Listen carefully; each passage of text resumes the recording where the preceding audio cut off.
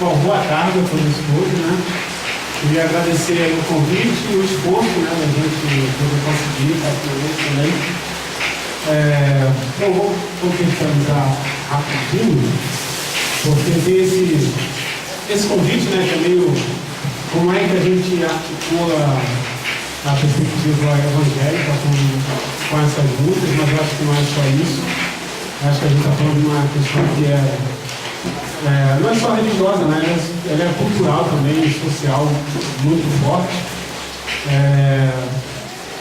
E aí, só para não dar a ideia de que a gente está caindo de paraquedas, uma história, tem um grande parceiro nosso, o Felipe dos Anjos, que não pôde estar aqui hoje por uma série de questões, mas que é um grande parceiro nessa trajetória aí de luta, o Fábio Pi também, que acabou se interessou e veio, e acho que é um cara que pode contar todo mundo também.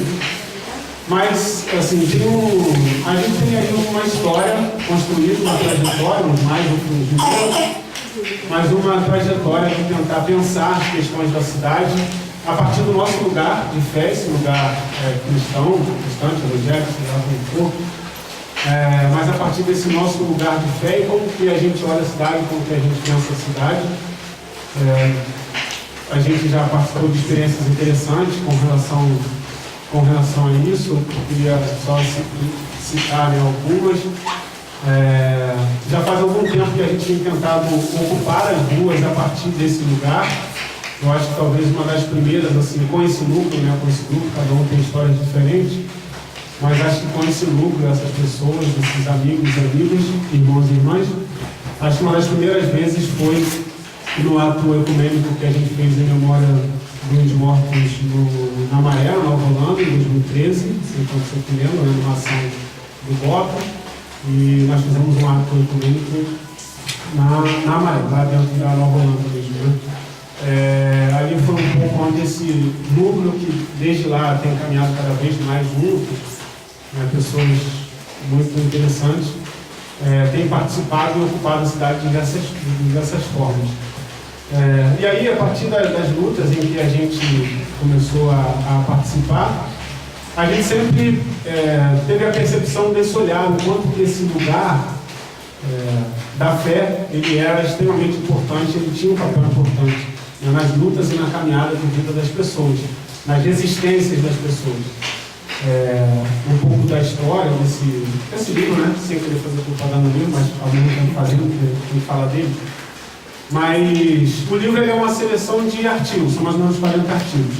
Mas eu estou falando do livro porque no livro os artigos são textos que foram construídos, isso é uma ideia que eu tenho percebido já há bastante tempo, que sempre foi não pensar a teologia de cima para baixo, ou seja, de uma grande abstração, reflexão teológica, pensar o cotidiano no mundo real, mas como que a partir das lutas reais, do mundo real, no dia a dia, a gente consegue refletir teologicamente. Ou seja, como que as histórias desse mundo real, seus muitos embates, seus muitos dilemas, dos dilemas das pessoas no dia a dia, do sofrimento, das lutas, das explorações, das resistências, das conquistas, das perdas, como que o cotidiano real das pessoas ela provoca e ela se conecta com as muitas narrativas bíblicas que existem. Acho que isso é um pouco que aproxima a gente. Então, um dos artigos desse livro, por exemplo, é um artigo que fala das mães, vítimas de violência. Sabe que existe uma rede das mães que ontem, inclusive, fizeram um ato na Cinelândia, fizeram uma árvore, e na árvore, no lugar das bolinhas de Natal, nós colocaram as fotos dos seus filhos que foram assassinados pelo Estado. E aí, um desses artigos, que é sobre as mães, eu não lembro o título, mas enfim, fala das mães, esse artigo surgiu depois da audiência no caso dos meninos de Costa Barros, que vocês conhecem bem também, dos 5 minutos. E aí eu estava na audiência, que eu tenho tentado exercer essa prática de acompanhar as diversas audiências que tem, do Rafael, mas também do meninos de Costa Barros, do Eduardo e tal. E criei também, já há algum tempo, uma certa relação com muitas dessas mães, né? Algumas mais, outras com mais intimidade, outras com menos, mas tem uma certa relação. Então eu sempre faço esse esforço de ir nas audiências, e uma das audiências foi essa. E aí, não vou entrar nos detalhes da audiência, mas o fato é que no final da audiência, que é sempre trágica, é sempre horrível, as mães começaram a chorar e se abraçarem assim, né? Uma cuidando da outra, nem todas as mães dos meninos, mas mães que já perderam seus filhos, que vão nesse exercício de tentar consolar e tal, e apoiar. E elas começaram a se abraçar e a chorar, e dizendo que não acreditavam na justiça, que não existia justiça para elas. E aí uma das mães, ela falou assim, não, mas a gente vai até o fim, porque ainda que essa justiça não funcione, a gente tem a justiça de Deus. E eu fiquei pensando nisso, né? Fiquei pensando, que lugar é esse que a fé, que Deus ocupa, que você não explica, que não racionaliza, que a nossa teologia não explica, o nosso sermão não explica, não tem... tem outro tipo de relação de afetividade que a gente não dá conta, não consegue explicar, como que isso mantém, né, a resistência firme, como que isso dá esperança, como que isso consola, diante de um quadro, né, difícil de escrever, uma dor que eu evidentemente nunca vou sentir, a maioria de nós, Deus que nunca sinta, e que é uma coisa extremamente peculiar, e eu fiquei pensando nisso. Isso gerou a ideia da gente fazer ao mesmo tempo um ato pelas mães vítimas de violência na Cinelândia, mas também gerou a ideia de fazer esse artigo. Então eu estou falando da história desse artigo para poder pensar como que essas vivências, né, essas muitas vivências, nos inspiraram nessa ideia de sempre pensar a fé nesse lugar, sempre pensar a fé nesse lugar da religião no meio dessa luta. Outra experiência interessante foi quando a gente pensou em conversar sobre violência e segurança pública ou insegurança com a galera do Complexo do Alemão, a partir da aproximação da gente com a coisa correta, com o alemão e tal. E aí é esse mesmo dilema, quer dizer, a maioria das pessoas na comunidade são diretas ou indiretamente, têm uma relação com a igreja, são evangélicos ou têm uma relação, né, de alguma maneira, direta ou indireta. E aí a gente pensou que a melhor forma de conversar sobre isso, né, de provocar essa discussão, porque a comunidade local não vai no coletivo, não participa das assembleias e tal.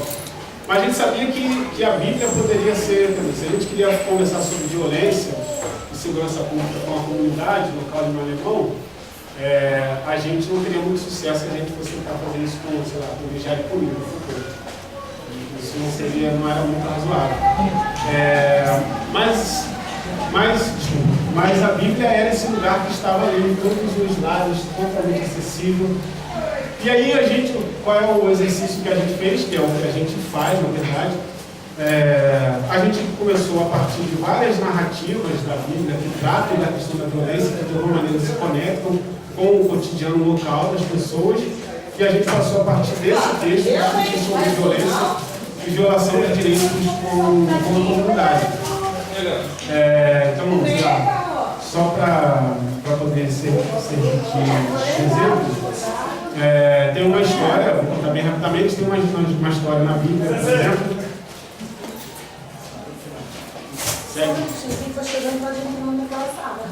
Eu sei. Tem um telão ali, a gente pode assistir por videoconferência. Tá cheio. Vai passando aqui, ó, Paulo e Eva, vão ficando ali, ó, naquela sala, gente. Entra, gente. Legal. Gente, a ironia que vai chover. Mas aí vai ficar nesse chove literalmente chove. Vocês querem voltar pra lá, gente? Vocês querem? Segue.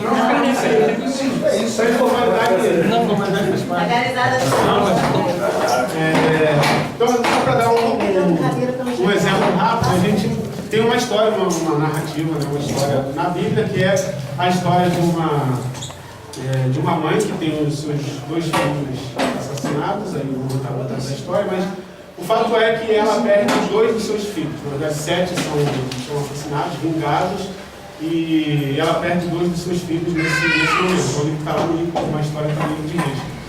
E aí na história, essa história combina com uma fala em que Deus fala com o rei Davi, e Israel está passando 2 anos de fome e sede, e Davi quer entender por que aquilo está acontecendo, e parece que, na explicação, parece que isso tem alguma coisa a ver com essa vingança.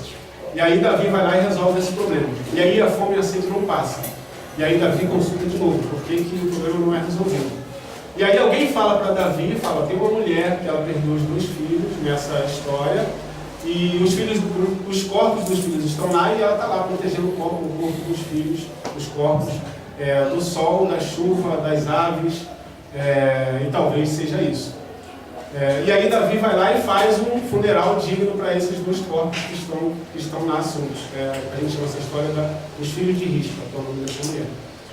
E aí a gente pegou a partir dessa história de Rispa para poder falar para as mães sobre a relação com o corpo, a importância da despedida, do funeral, da relação com o corpo. E aí muitas das mães se identificam a partir das suas histórias, mães que tiveram seus filhos assassinados, ou de vizinhas, né, que tiveram seus filhos assassinados e que elas não puderam, por exemplo, chegar perto do corpo, porque a polícia não deixava. Então isso criou uma conexão com a história de vida cotidiana delas e a história, uma narrativa que elas nunca ouviram. A gente usou muito esse texto para falar do desaparecimento do marido também, em 2013, mas a gente usou nesse contexto do alemão. Então isso começou, eu estou usando um exemplo, né, mas a gente começou a pegar várias histórias em que isso se conecta com o cotidiano que eles conhecem. A gente tem uma outra história também de um rei que ele quer a terra de um cara, o cara não cede a terra porque ele tem uma relação afetiva com a terra, e o rei vai lá e larga uma cerca, o rei não, vai descer a rainha. Na versão bíblica, quando isso Pacheco, ela vai lá e diz, não, dá muito mal, deixa que eu resolvo. E ela vai lá e resolve, ela contrata 2 caras para poder incriminar esse cara. E aí esse cara ele é incriminado, ele fala que o cara está blasfemando contra Deus e o cara é apedrejado até a morte por causa disso. E a gente usou essa história para falar de como o Estado, quando ele quer incriminar e tomar algo, ele tem essa capacidade de tornar alguém criminoso. Ele decide quem é legal e quem é ilegal. E isso aproximou, porque elas viam isso dentro do seu contexto, de filhos que se tornaram, que foram considerados criminosos, que a mãe alega, tem certeza que o filho tinha, não que isso venha em questão, mas que tinha boa conduta, estudava e aí encontra o corpo do filho assassinado e com uma arma na mão. O filho nunca tinha, não fazia nenhuma ideia como isso poderia acontecer, e aparece assassinado com uma arma na mão, e foi troca de tiro. Então essas histórias, elas passaram a se relacionar com o cotidiano. Então isso aproximou a comunidade da gente, aproximou a gente da comunidade. E a gente passou a fazer isso com diversos exemplos. Só usei um. A gente fez isso para falar de racismo, a gente fez inclusive esse eu fiz junto com o Felipe, que está aqui, para poder falar sobre a questão da terra, quando a gente foi fazer um ato ecumênico numa ocupação do MTST, e a gente usou também a partir da Bíblia para discutir as questões do direito à terra. Então é só para dar um exemplo, como uma introdução, para dizer de onde que saiu essa ideia e porque talvez essa história, essa trajetória tenha nos trazido até aqui para conversar sobre isso. Então o que eu queria, a introdução já foi longa, mas pretendo não me alongar mais tanto, mas eu queria partir dessa provocação, das redes as relações de poder, das redes de afeto, essa força das redes de afeto, da qual o círculo tem uma história tão emblemática, fazer um pouco dessa relação, porque aqui a gente tem uma quantidade de evangélicos significativa, os simpatizantes, ou alguém que tem uma relação direta ou indireta, de proximidade, isso é muito dentro do nosso contexto, que não é, alguém da família que enfim, isso é muito próximo, que surgiu muito também no segundo turno das eleições no Rio de Janeiro, e é uma coisa que a gente conversa muito, que a gente nunca viu surgir tantos especialistas em pobre e evangélico, de repente todo mundo entendia de evangélico, de pobre, que já nasceu por causa disso, o Freixo perdeu por causa disso, não sabia falar de pobre, não sabia falar da Bíblia, criticava o evangelho, então de repente surgiu um monte de especialista. Falei, cara, não dá para você discutir nesse universo, esquece, deixa essa onda passar, porque o Facebook tornou um especialista. E tem coisas que são, na verdade, tem muitas especulações, A gente meio que, eu confesso que não sabe, é cada vez mais difuso esse universo evangélico. Então, por isso eu estou sempre a partir de um lugar e fazendo uma ressalva nesse lugar, acho que esse é o nosso ponto de partida. Que a Bíblia é um livro em disputa, é um livro para ser disputado. nos seus muitos sentidos, nas suas muitas leituras. E aí eu queria fazer essa provocação, essa reflexão a partir, e aí assim, eu não sei Bíblia de cabeça, eu peço permissão de vocês para ler, tá? Não é culto, não vou cantar, não vou estar só de vocês, mas eu queria falar de 3 textos e como esses textos se conectam com o que eu quero falar hoje. Na verdade eu só vou ler um, porque o outro é grande e eu só vou falar sobre ele. Mas eu queria falar sobre um, que quem quiser depois não pode ler e conferir também, porque tem outros evangélicos. Então sempre que nas igrejas que eu vou pegar para poder conferir o que eu estou falando, quando eu não sei eu invento, porque para poder não ficar perdido. É muito importante aqui. Então é importante. Mas tem um texto lá no capítulo 4 do livro de Lucas, e aí, se você me pergunta para isso bem rapidinho.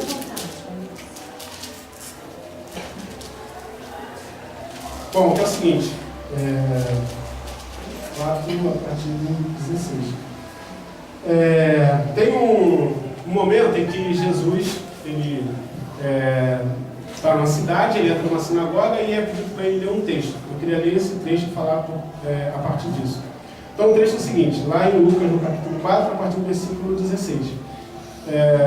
Jesus foi a Nazaré, onde ele foi criado, e segundo o seu costume, entrou num dia de sábado numa sinagoga e levantou-se para fazer a leitura do livro, que era comum, foi entregue para Jesus o livro do profeta Isaías, ele desenrolou, abriu o livro, vamos assim, e ele leu o texto. E o texto dizia: o Espírito do Senhor está sobre mim, porque ele me consagrou pela unção para evangelizar os pobres, enviou-me para proclamar a libertação aos presos e aos cegos de recuperação da vista, para restituir a liberdade aos oprimidos e para proclamar um ano de graça do Senhor.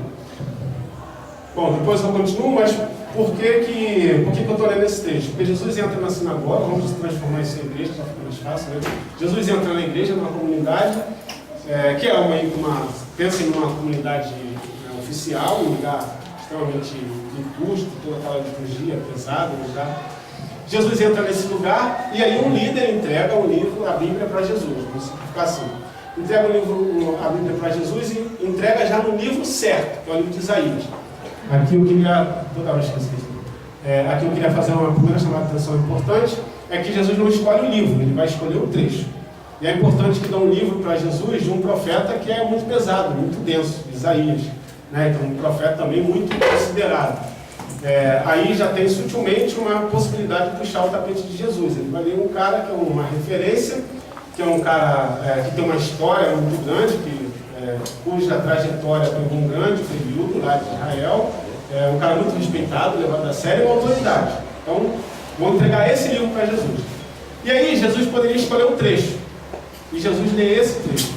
A primeira coisa que eu quero chamar a atenção é que o livro de Isaías é um livro muito grande, tem 66 capítulos, quem já está familiarizado com isso.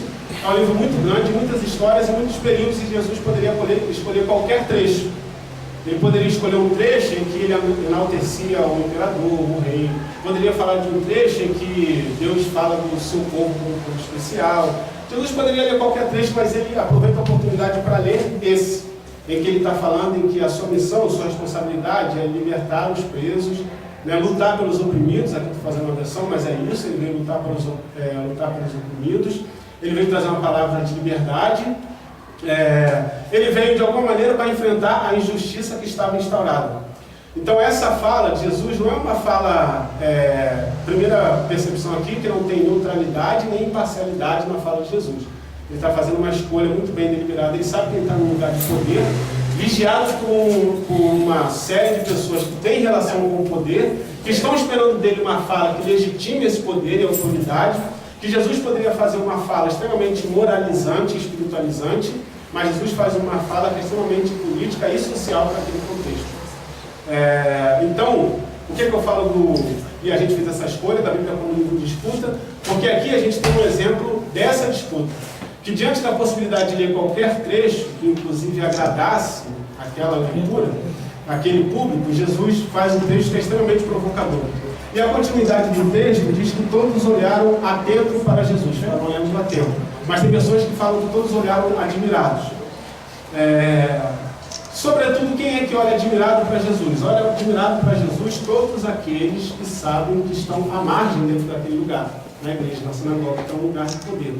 Porque ali tem de tudo e ali tem um monte de gente que é explorada, que é moralizada pelos fariseus, pelas autoridades, que se acham melhor, superiores, mais espirituais, mais certos, que decide quem está certo e quem está errado, que enquadra moralmente as pessoas da sinagoga e da sociedade. Então, todo mundo que sabe dessa relação, mas teme se pronunciar diante dessa relação. Olham admirados para Jesus, porque veem em Jesus, é como se a gente olhasse e fizesse aquele isso, ligado? Queria dizer tudo que sempre pensou, mas não tinha disposição e era um zero à esquerda, era fraco para poder levantar e fazer esse discurso. Com muitas aspas aqui, se vinga a partir da fala de Jesus. Esperavam que Jesus pudesse pegar qualquer fala, mas Jesus pega essa. E por que eu estou chamando a atenção para isso? Porque aqui, eu falo desse olhar de admiração, mas também fala que nessa mesma continuidade, agora atenção aqui, diante dessas palavras, todos na sinagoga se enfureceram. Tem versões que dizem que olharam com raiva para Jesus, ou seja, a decepção diante de Jesus, que não usa a Bíblia para enquadrar ninguém, pelo contrário, reforça uma fala que instiga o povo no sentido de que Deus está do lado dos mais pobres e dos oprimidos. Jesus colocou uma primeira centelha naquela possibilidade. E por que eu estou falando dessa escolha de Jesus? Porque diante, e aí vamos imaginar, essa foi uma das falas nossas na redenção recentemente, e aí eu queria lá no livro de Isaías e dar 2 exemplos para vocês entenderem na prática. É como se Jesus fosse, por exemplo, convidado para pregar nós vamos entrar agora na nova legislatura, ano que vem, como se Jesus fosse convidado para pregar num culto de abertura da bancada evangélica. Olha só. Né? Vamos convidar Jesus para dizer uma fala na abertura da bancada evangélica. É como se Jesus entregasse um livro de Isaías na mão de Jesus e Jesus escolhesse esse trecho, por exemplo. Está no capítulo 1, versículo 23. Seus príncipes são rebeldes, companheiros de ladrões. Todos são ávidos por suborno e correm atrás de presentes. Eles não fazem justiça ao órfão, a causa da viúva não os atinge. É como se Jesus estivesse diante dessa galera que esperava que Jesus falasse algo que lhe fosse pertinente, e Jesus faz essa crítica.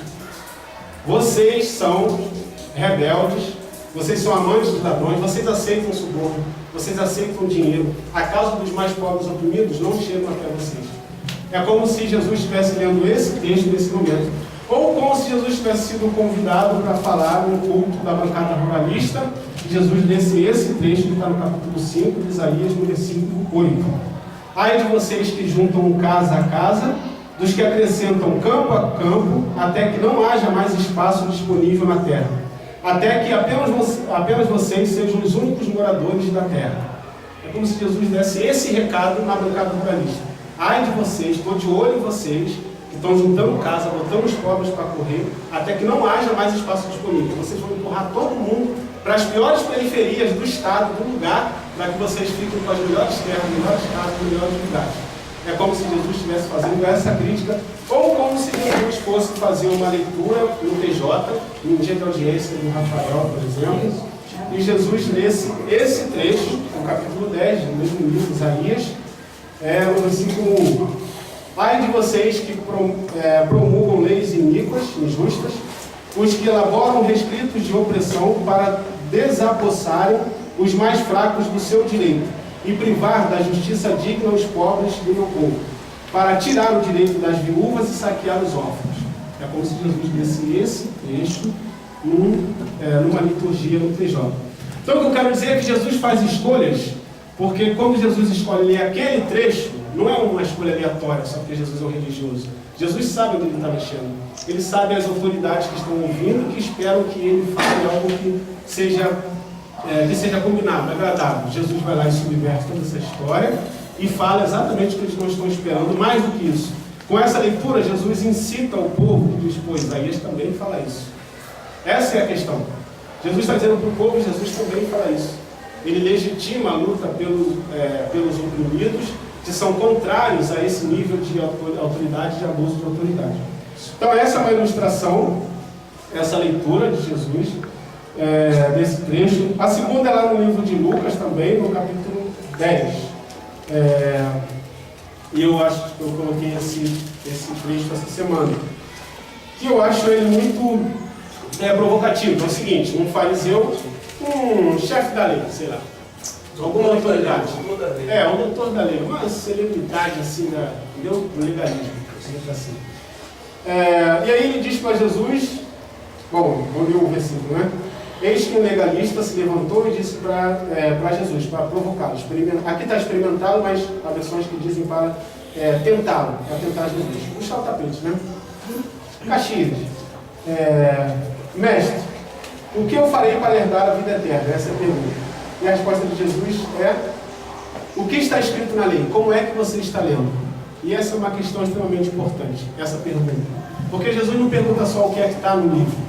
O que está escrito na Bíblia? Jesus diz como é que você está lendo o que está escrito na Bíblia. Como é que você está usando o que está aqui? Em outras palavras, a margem de Jesus para a gente poder entender que o que está escrito aqui, ainda que esteja escrito aqui, dependendo de como for lido, destrói, mata, invisibiliza lutas ou fortalece lutas. Fortalece lutas. A gente precisa encontrar critérios em que o que está escrito aqui não pode ser lido pura e simplesmente. Existe uma forma. É preciso questionar um lugar, de onde se fala, para que fala, por que fala, qual o interesse, o que quer. A pergunta de Jesus é como é que você está lendo, como é que você lê, como é que você interpreta. A partir do lugar de onde você está, como é que você está lendo isso que está aqui.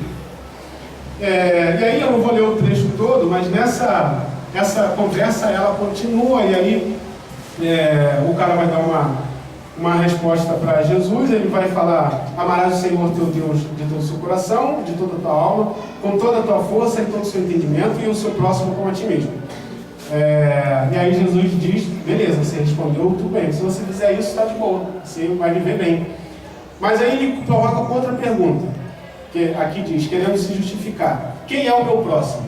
A extensão dessa resposta ela é extremamente crucial, porque quando ele pergunta quem é o meu próximo, esse é o gancho que Jesus usa para colocar uma espécie de referencial para o texto. Porque quando Jesus vai falar sobre o próximo, Jesus aproveita esse gancho para contar uma longa história que vai quebrar a argumentação do fariseu, porque Jesus vai falar de uma história em que um levita é um cara do louvor, da liturgia, né? E um sacerdote, né, que aí já está mais associado a gente, e um sacerdote passam por um cara que está ferido no chão, mas eles não param. Isso é extremamente significativo. Jesus está falando que tem um cara ferido no chão e passa um cara que vai tocar no louvor, né, da Catedral da Fé em Caxias. Tem um cara que é sacerdote, né, da Vitória em Cristo, na Penha, e eles passam direto. E aí um cara para poder cuidar desse cara que está ferido, que é um samaritano. E ser um samaritano também não é uma escolha qualquer, ela é muito significativa, porque existe uma rincha. Jesus sabe que a galera, os judeus detestam os samaritanos. Então Jesus escolheu esse cara, que já é odiado, hostilizado, para dizer que da onde ninguém esperava solidariedade, é exatamente dali que veio a solidariedade.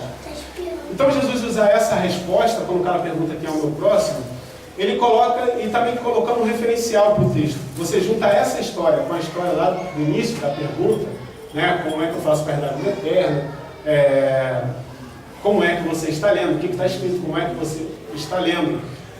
A continuidade com essa história coloca um validador, ou seja, é importante que o que você está lendo e como você está lendo tenha algum vínculo, algum referencial de como você se aproxima e se relaciona com o outro, com o próximo. Ou como de alguma maneira a injustiça, a opressão, o estigma, como que isso te toca de alguma maneira. Se a sua leitura, extremamente moralizante, invisibiliza qualquer fragilidade do outro, do corpo, da opressão, da violação de direito, a sua leitura perdeu a validação. Porque não é possível que você tenha essa leitura e fale de Deus sem essa validação onde o outro é importante. Aonde o outro, na sua fragilidade, é importante. Então, esse referencial ele é meio que um marco para esse texto. Então, essa é a segunda ilustração que eu queria fazer, da perspectiva da interpretação. E muito do que a gente vê é exatamente isso. Por isso que eu falo da Bíblia como um livro em disputa. Porque a gente tem um grande potencial, né, sobretudo nas periferias, a gente tem um grande potencial a partir de textos que incitam, que instigam, que estimulam, que motivam a luta, a resistência, a criatividade nessa resistência, como a gente tem uma grande possibilidade, a melhor possibilidade, de você adestrar toda essa força e neutralizar essa força. Tornar essa força em que seja isso. Por mais que o outro programa seja interessante, eu vou ficar com esse aqui porque está dentro da minha lógica religiosa e tal. Por quê? Porque passa por como esse texto neutraliza ou como ele fortalece. Isso foi importante, por exemplo, aqui eu faço um parêntese, para um movimento nos Estados Unidos chamado da Teologia Negra, que pouca gente conhece, né? Mas a Teologia Negra é um movimento teológico extremamente importante nos Estados Unidos, que surge ali dentro do contexto da luta pelos direitos civis, onde a grande maioria das pessoas só conhece o Martin Luther King, mas o Martin Luther King não luta sozinho.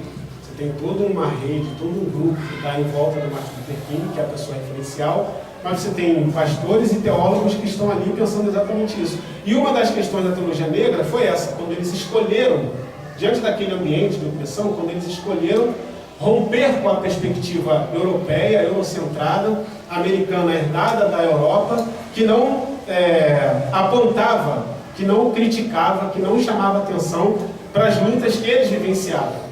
Então eles olhavam para o texto e diziam, não, o que a gente está vendo aqui, de povo explorado, escravizado, que sai do Egito, oprimido, etc., isso tem muito mais a ver com a nossa história do que com a história deles, tá? Não faz sentido. A gente está muito mais identificado nessa história, com essa dor epidérmica, do que o que esses caras estão falando para a gente. Não faz sentido a gente ficar aqui discutindo, né, que o seu meu pastorado não faltará, enquanto os nossos irmãos e irmãs estão lá sendo extremamente explorados. Essa perspectiva não nos ajuda, ela está aquietando a gente. E aí eles vão a partir de uma nova leitura, de uma nova hermenêutica, de um novo como você está lendo, eles vão provocar o povo, instigar o povo à resistência. E isso é muito interessante.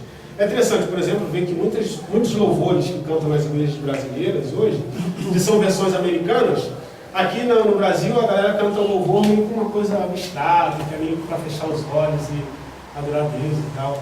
Mas nos Estados Unidos, com essa galera da década de 50, na década de 60, esses mesmos louvores nos originais, no original, na sua formação original, eles são cantos, verdadeiras metáforas de resistência.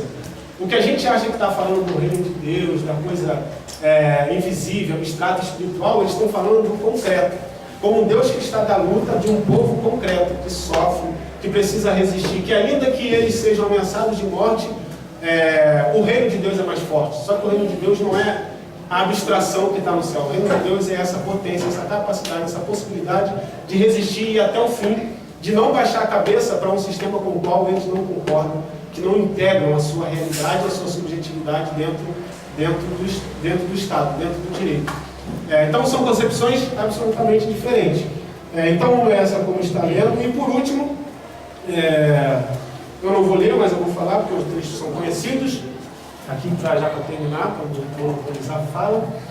Mas um trecho bastante conhecido, que vocês sabem, é da multiplicação dos pães e peixes, né?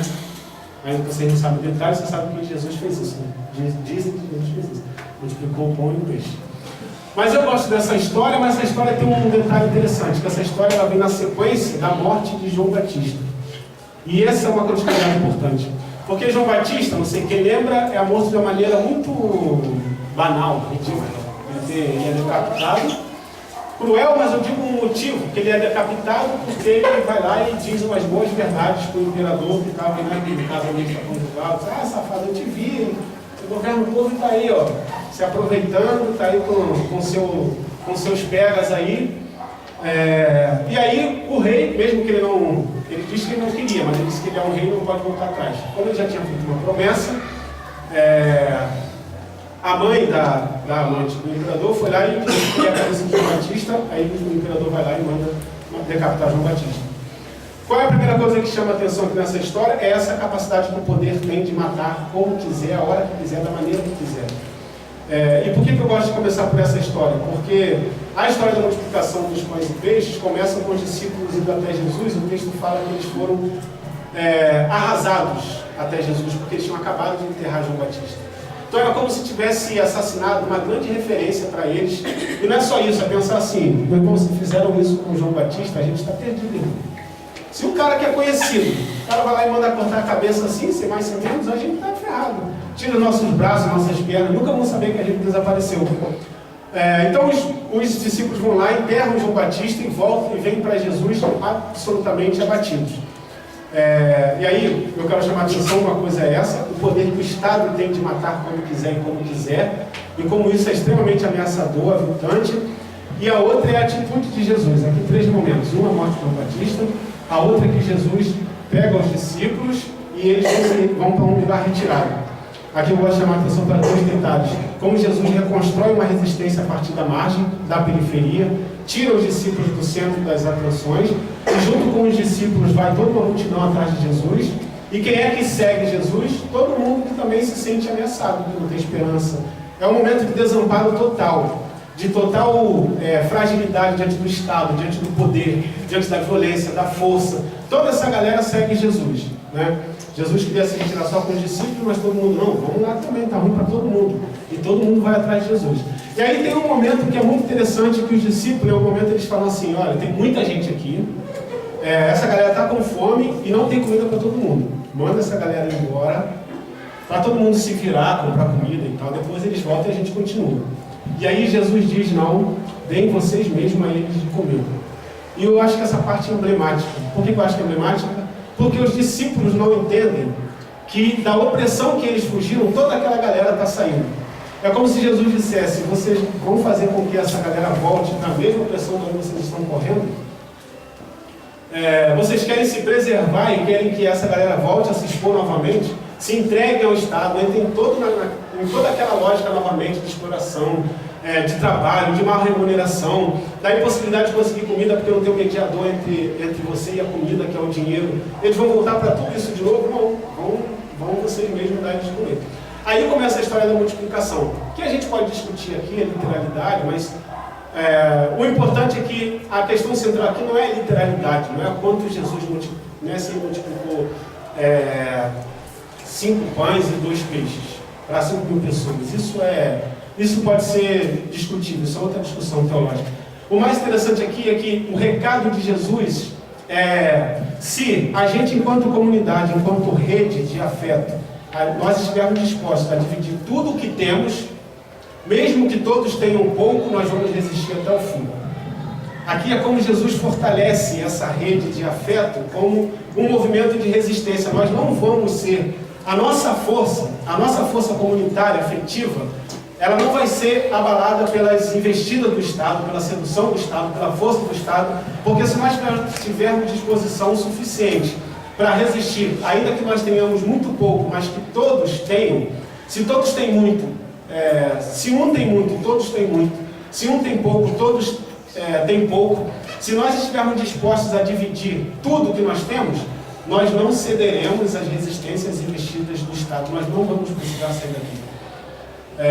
E aí, essa divisão não se restringe a pão e peixe, ela vem como uma grande metáfora de tudo que a gente pode dividir. Que a gente divide afeto, divide abraço, divide estímulo, divide confiança, divide aquela palavra de estímulo, de ânimo, daqueles que foram demitidos e são amparados, porque se o Estado não ampara, essa rede de afeto não passa, vê outras possibilidades. Isso que nós estamos dispostos a dividir, esse é o nosso pão e o nosso peixe. Não é esse alimento em especial, é essa capacidade que a gente tem de, nesse grupo, para fortalecer essa comunidade de afeto, dividir tudo que nós temos para a gente resistir até o fim.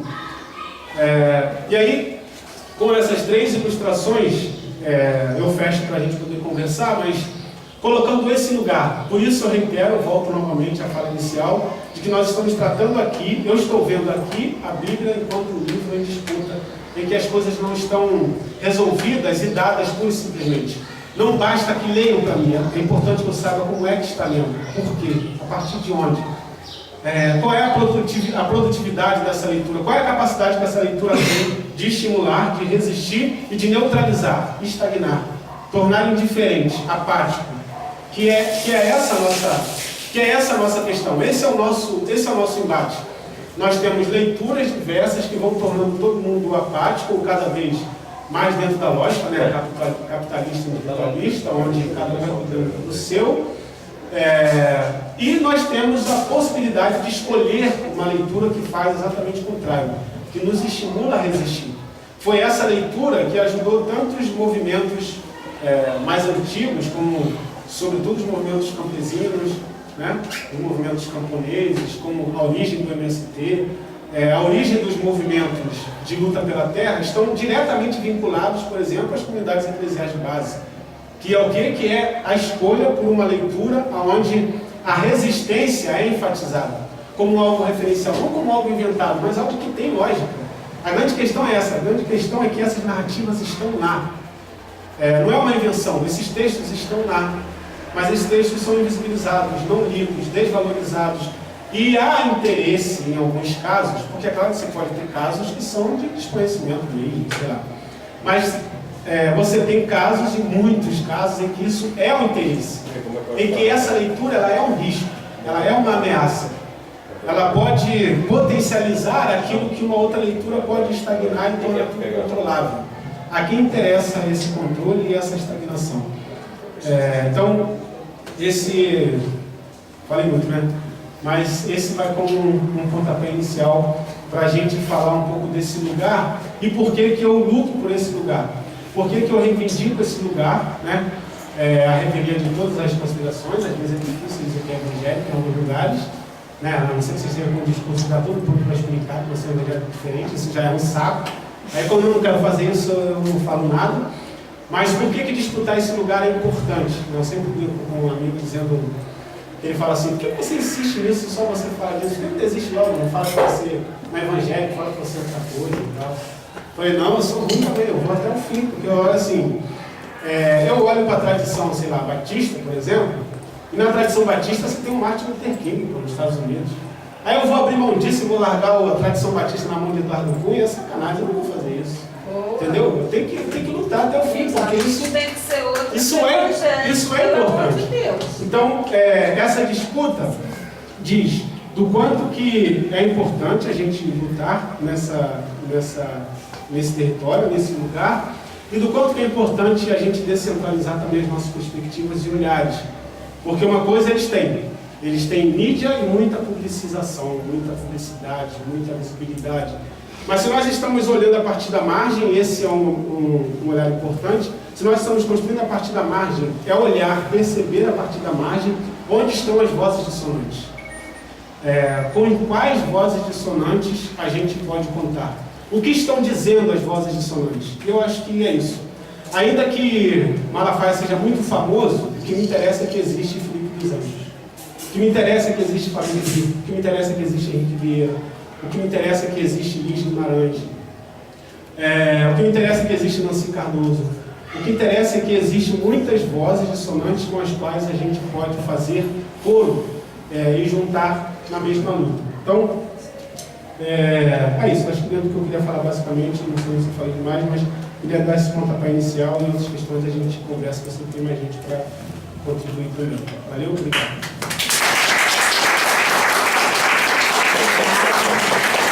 Obrigado.